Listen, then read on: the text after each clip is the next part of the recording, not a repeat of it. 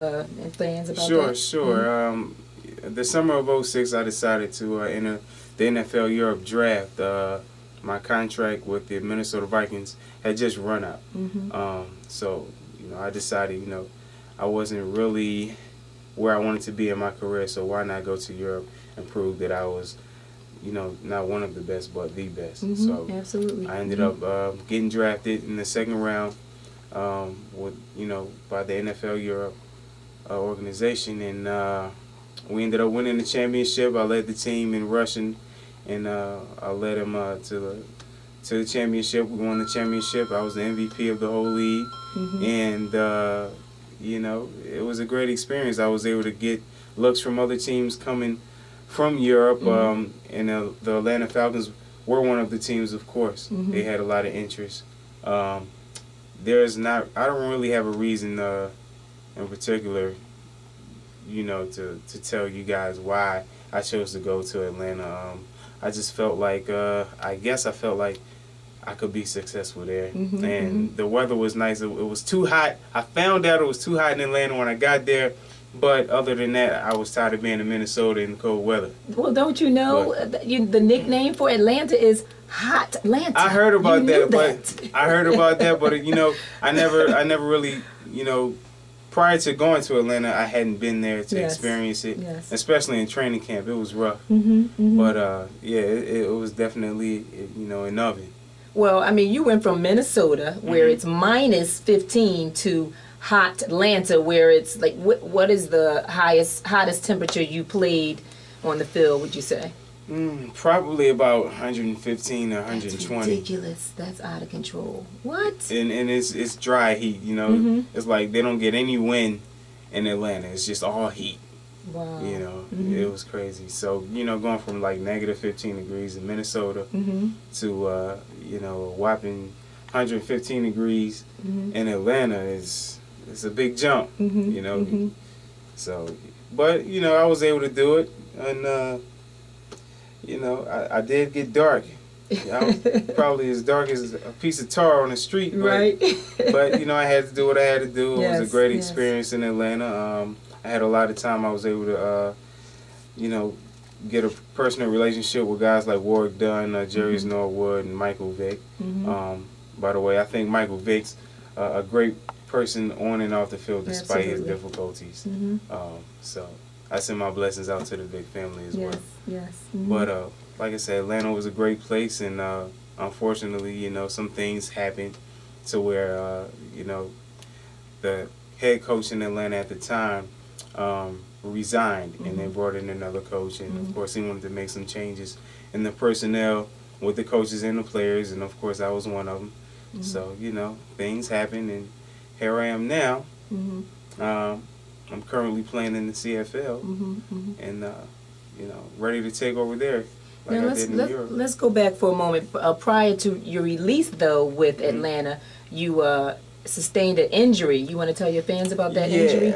The injury. I partially tore my Achilles. It wasn't the whole Achilles ligament. It was kind of mediocre, halfway between my calf muscle and my Achilles. So it wasn't as bad.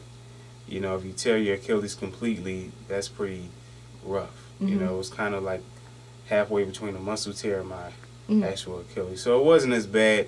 It took 6 months to, get over it. I was down in Atlanta training with the NFL legend, Billy White Shoes Johnson. Okay. Shout out to the Johnson family as well.